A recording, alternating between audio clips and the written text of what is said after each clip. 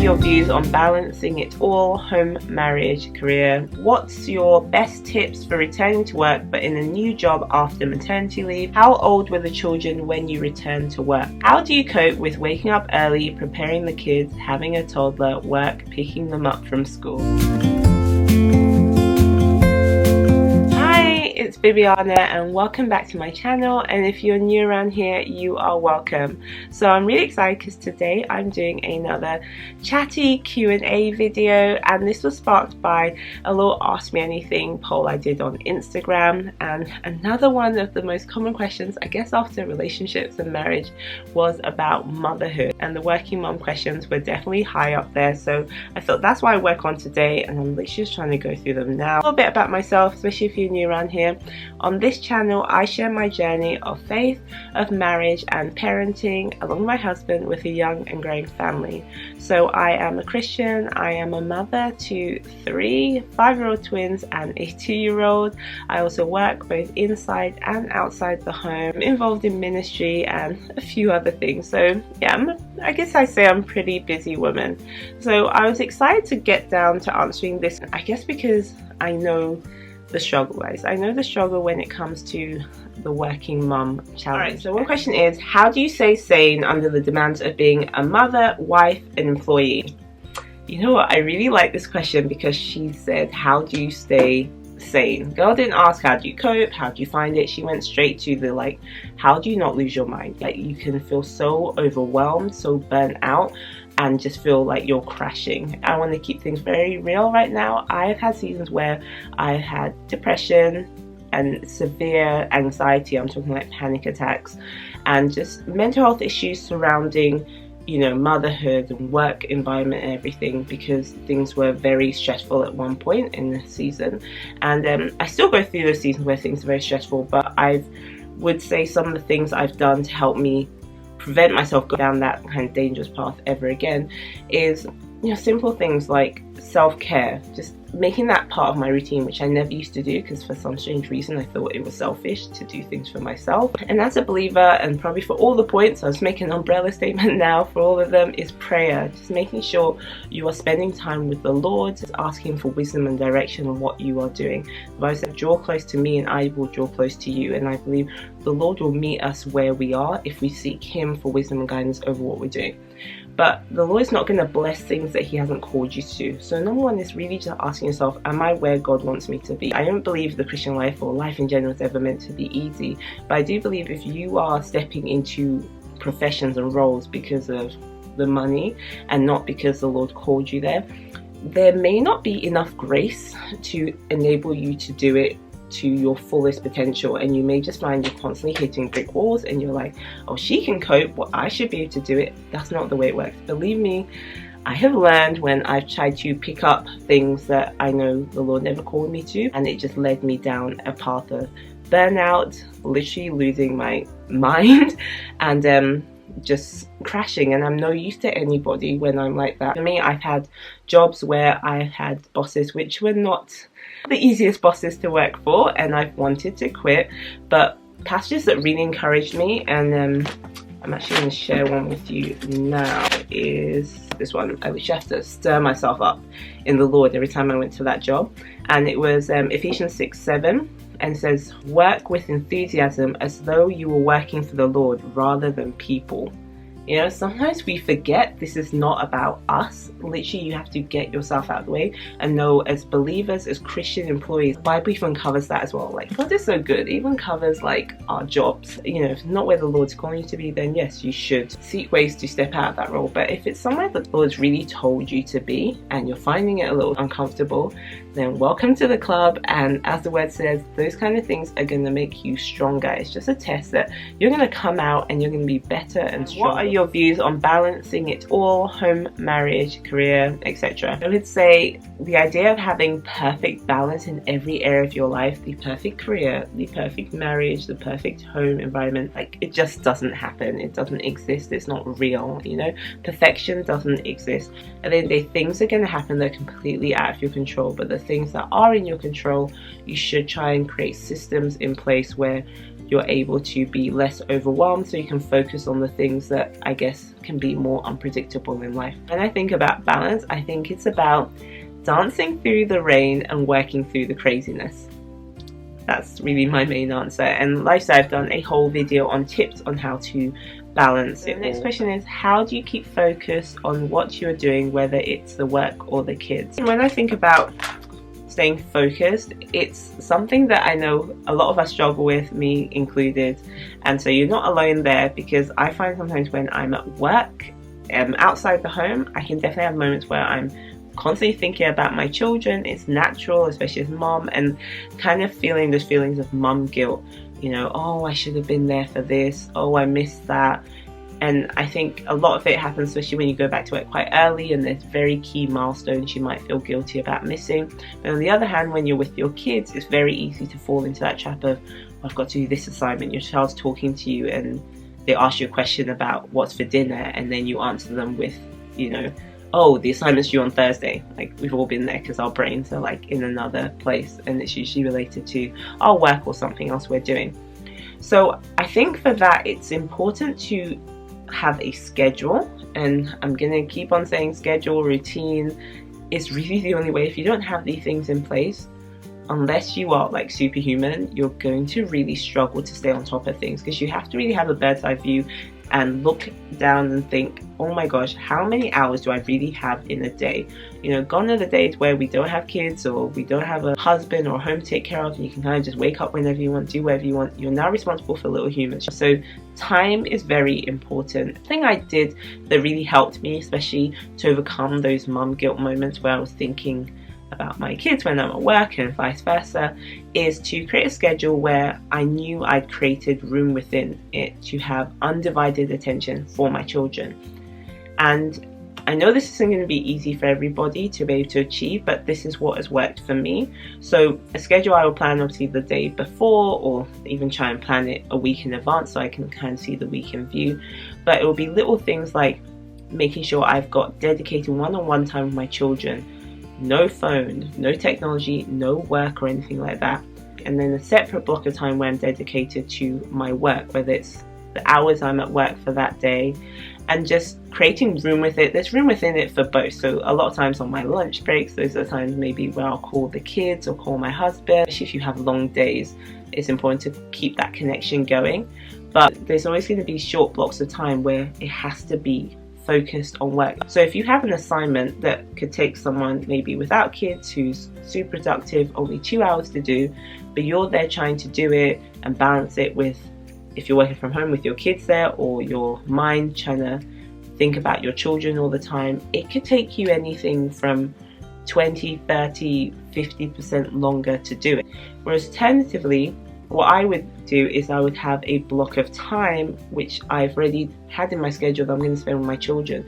So when those feelings of mummy guilt rise up, oh, you're at work, you should be with your kids. You're working from home and your kids are in nursery right now, or you've got someone in the house helping with your kids, you should be with them. I actually talk back to my emotions, because a lot of them I believe are actually of the enemy, especially if you've got an assignment of God He's called you to do. It's never going to be easy, and you'll rise up all these things of mum guilt and shame. Obviously, you know the difference between guilt of the enemy and conviction. If there's conviction about you that you're not being intentional enough in your parenting, then deal with that and make sure your kids are a priority to you. There's a lot of things in life we can delegate, but we cannot delegate our parenting, and just make sure that your schedule is clear as day, that your kids are a priority. And kids spell love, time, so it's important to give them that time in your day with them. If you know in your heart your kids are a priority to you, then let go of that mum guilt by reminding that voice that, hey, look at my schedule. It may not be now, but on this day at this time, me and my kids have got a 1 hour trip to the park, or I'm actually doing a movie night with my daughter, or I'm going to be doing her homework on this evening or at this time. I've dedicated that time to them. And sometimes just saying it to yourself, sometimes I have to say it to myself, just reminds me, no, I am a good mum. I've created room within my schedule to devote to my kids, and I'm not going to compromise that time by even trying to multitask there. So this small bit of time now, I'm going to crush it. I'm going to work hard, and it's going to take me less time to do, so I have more time with my kids later. And I'm going to work smarter now, so I have more resources and funds to provide and create the life for them that, you know, I am trying to create by working right now. How do you cope with waking up early, preparing the kids, having a toddler, work, picking them up from school? Okay, alright, so I know that sounds a lot, because it is.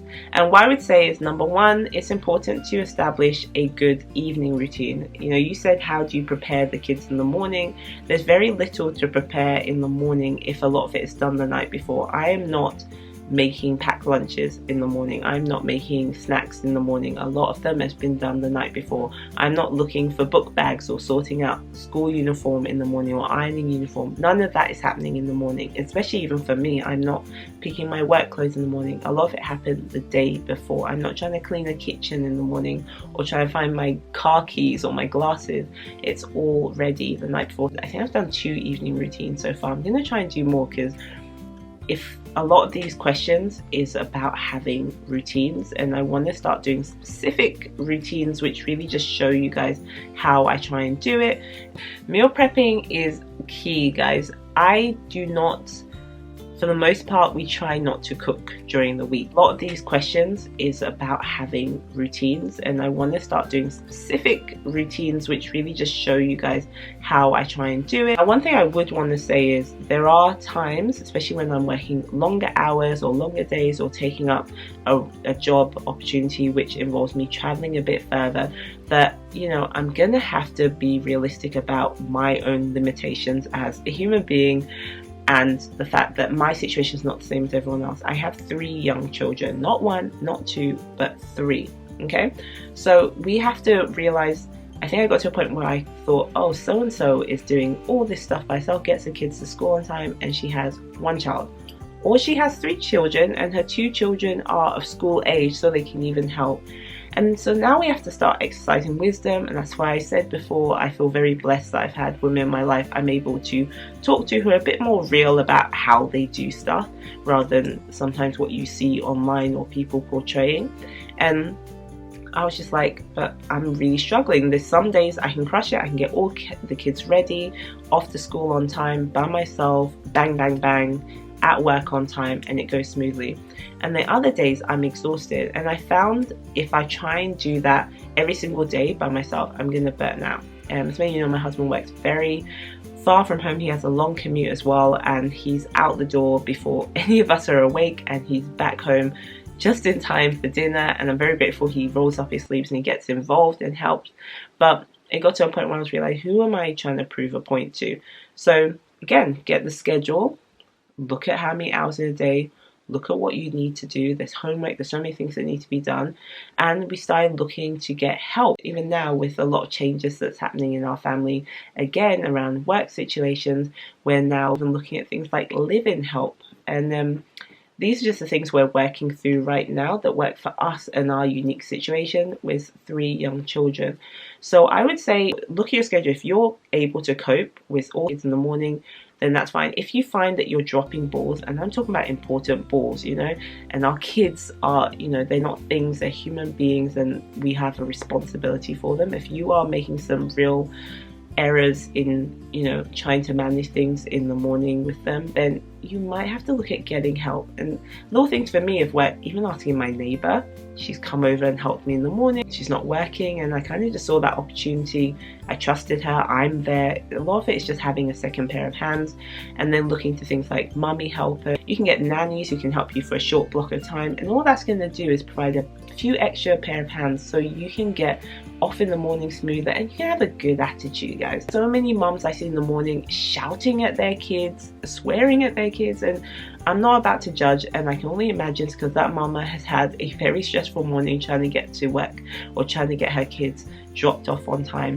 My vision for intentional parenting is about being, you know, self-aware and realizing what I can do, what I can't do, not caring what other people do, but realizing what has God called me to do as a mother and a wife, and using my resources wisely and exercising wisdom to make sure that I am providing the best for my children. That, you know, things that are important to me is having time with them to pray, to disciple them, and then creating room within that schedule was important for me. If it means I wake up a lot earlier to do it, that's what it's going to take. You know, I'm not gone are the days where I can wake up at like 7. You've got to wake up before the children. Eating healthy, make sure you're taking vitamins, working out, so you have enough strength to do what you've been called to do as a mother, as a working mother. How old were the children when you returned to work?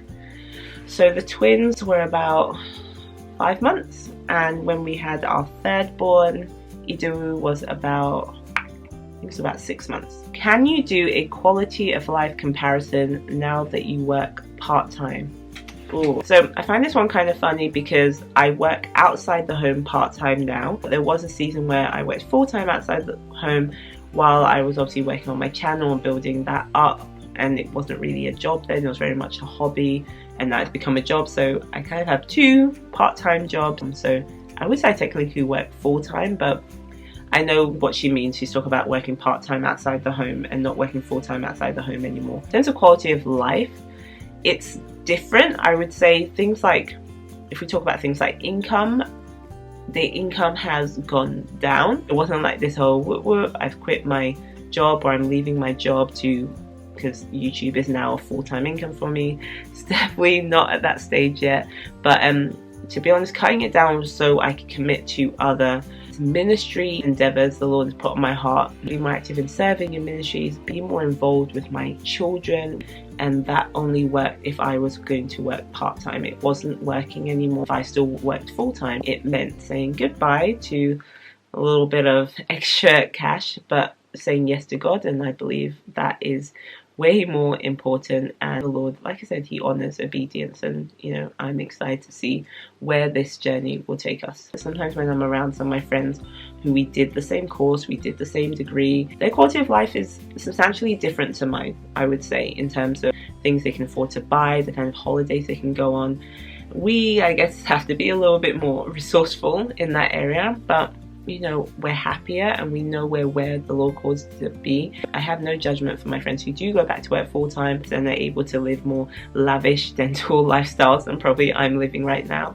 But what I do know is that I'm very self-aware of where I've been called to be, what season I'm in right now as a mother, and these very important years. I believe it says between 0 and 7 are the most important years in a child's life. Hearing those statistics and just kind of realizing, you know, you can always go back to work, guys. We can always do that, but we can never take back any of those years that we had with our children. The next question is, do you have any days off where you have time for yourself? No.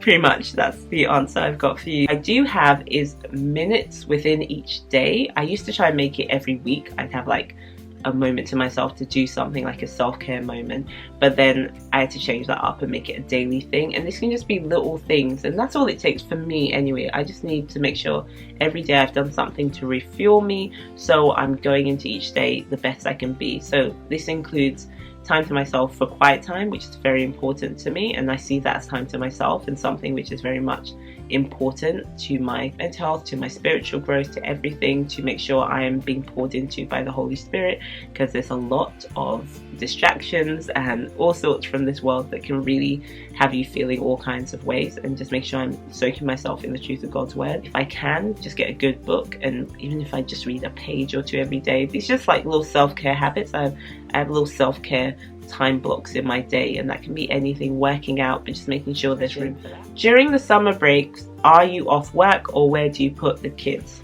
During like summer breaks, and this even goes for like half terms and all those kind of holidays, I tend to try not to work during school holidays, especially when it's like shorter ones. That's when I save up most of my holidays and any kind of annual leave, so I can really spend time with the kids at home, because to be honest, it's kind of stressful looking for childcare during these break periods, because there's a lot of competition, and where there's a lot of competition, childcare is very expensive. If you are a working mum and it's school holidays and you're looking for options, one of them is camps.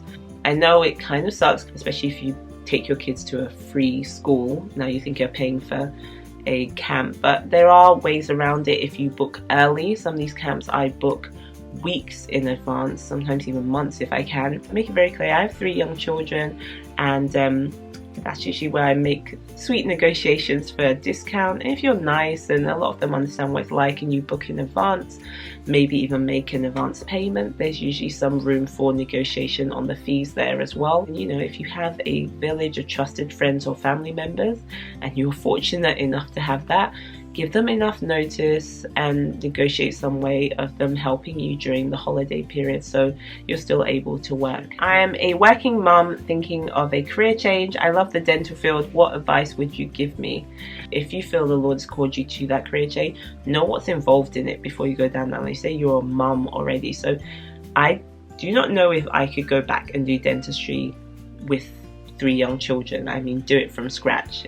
You know, it's at least, what, a 5-year degree, not including the cost, the fees, the commitment, everything that goes into it. Are you willing to put 5 years of your life back into full-time education? That's doing it full-time. If that's something you want to go down, whether that's even a dentist, or I guess there's other dental roles you can play, but you're talking about years, significant years of your time. So even things like shadowing, I would go and shadow whatever career path you want to go down. Try and find someone else doing it and shadow them. I think that's going to give you hopefully a real insight into what the job involves. Don't go based on what you see on social media. If someone says, oh, I'm an investment banker, I'm a lawyer, this is my life, go and sit with them for a day, follow them around for a day, see all the stuff they do, and ask yourself, I, with my schedule, with my kids, go back and study for this degree, I'm happy living this kind of life and this kind of schedule. What's your best tips for returning to work but in a new job after maternity leave? I would say with this one I got a lot of questions for tips for returning to work after maternity leave. My job isn't as conventional as that. I've done some of my research, and obviously I've got friends who have gone back to work after maternity leave and trying to navigate that with their employer. So I'm going to share with you a few notes I made, which I did on my phone here.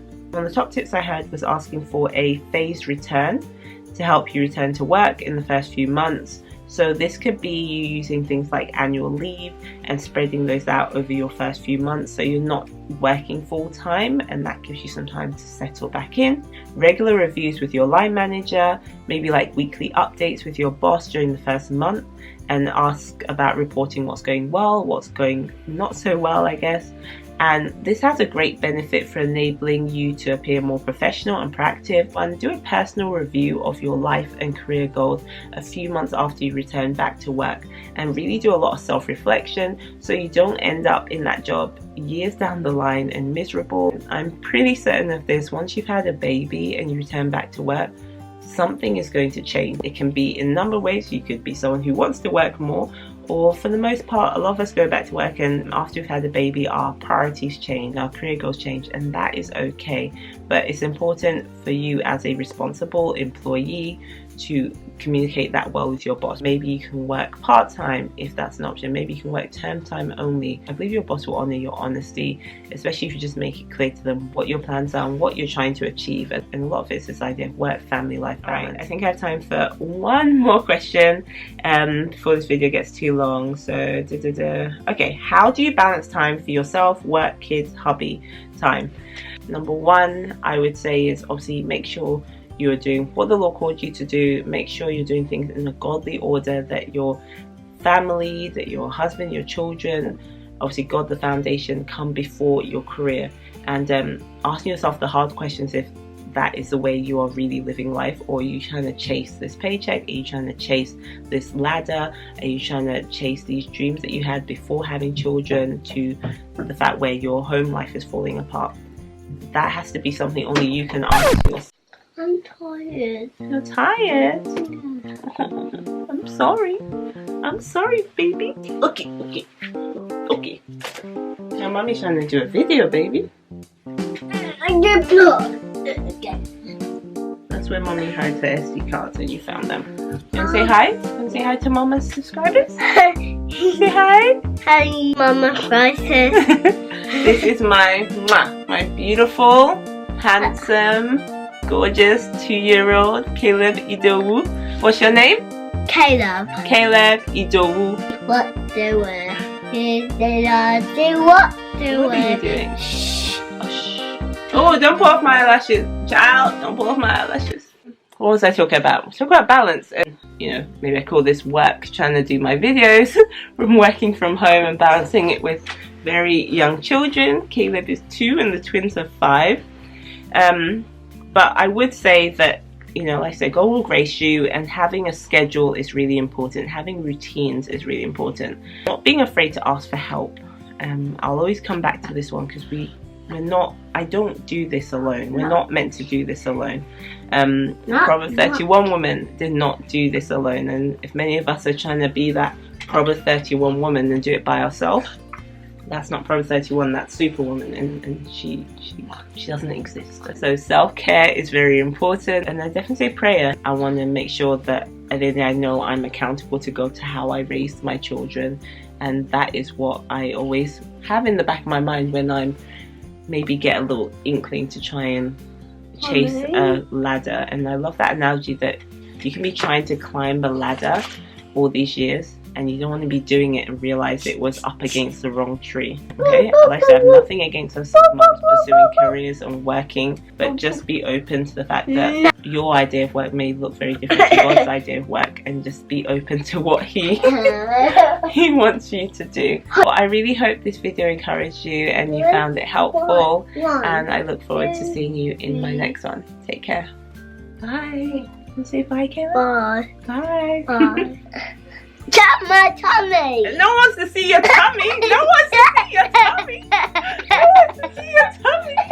Why are you flashing your tummy? Huh? I wanna be real with you. Whom have I to impress? You've shown me my